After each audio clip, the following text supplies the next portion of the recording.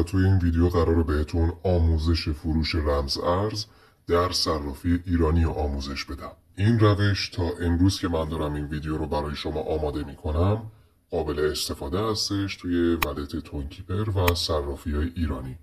برای مثال این ارز نات کوین رو من الان میخوام بفروشمش. برای فروشش نیاز به یک آدرس مبدأ داریم و یک کامنت یا ممو. این آدرس ولت رو ما باید از صرافی ایرانی تهیه کنیم.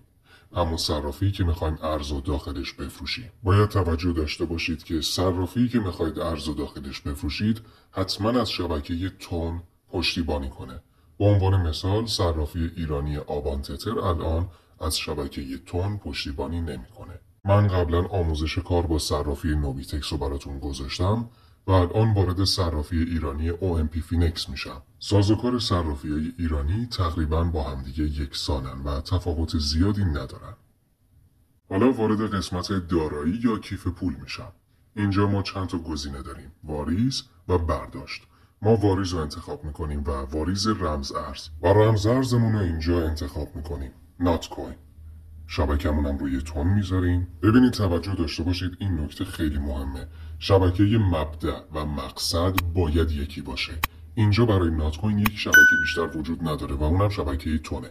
شبکه تون رو انتخاب میکنیم. حالا به عنوان مثال برای تتر یا USDT شما ببینید انتخاب شبکه رو که ما بزنیم کلی شبکه داره: آربیتروم، BEP20، ERC20، KCC، پالیگان، سول، تون، TRC20.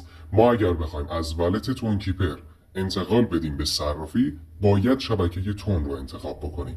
مبدأ و مقصد یعنی ولت و صرافی شبکش باید یکی باشه. اگر اشتباه بزنید تمام موجودی شما به یک حساب دیگه واریز میشه و یا از بین میره. خب بریم سراغ کارمون.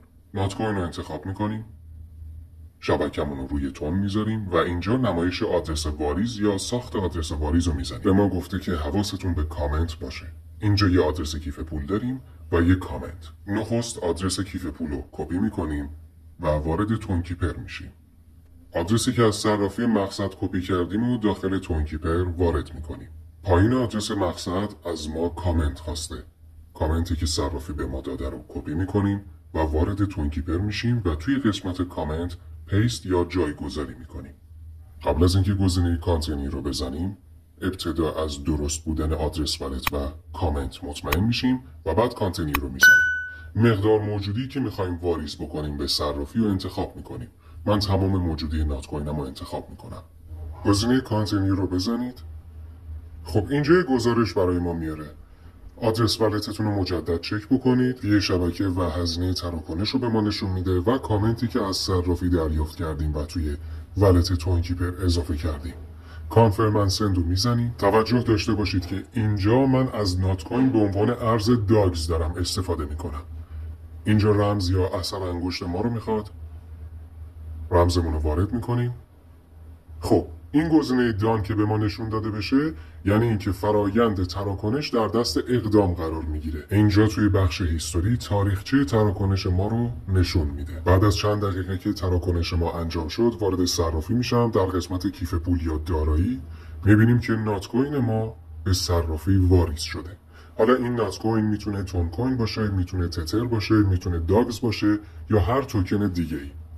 حالا برای فروش توکن وارد قسمت معامله یا اثبات میشیم و توی گزینه فروش ارزی که میخوایم بفروشیم رو انتخاب میکنیم، نات کوین. خب توجه کنید که یه بازار تومانی داره و یه بازار تتری. یعنی اگر شما نات کوینتون رو بازار تومان بفروشید بهتون تومان تعلق میگیره یا اگر رو بازار تتری بفروشید به اندازه مبلغی که ارزش داشته نات کوین شما به شما تتر تعلق میگیره. خب حالا من میخوام توی بازار تومانی نات کوینامو بفروشم. همونطور که میبینید معاملات خریداران و فروشندگان توی این بخش مشخصه. من گزینه فروش رو میزنم. برای فروش از قیمت خریداران و فروشندگان کمک میگیرم. من برای اینکه سریعتر کارم انجام بشه از قیمت خریدارا و فروشنده هایی که توی قسمت راست صفحه برام آورده کمک گرفتم تا سریعتر بتونم ارزم رو بفروشم و به موجودی که میخوام دسترسی پیدا کنم. قیمت رو وارد میکنیم. من میخوام کل نات کوینام رو بفروشم.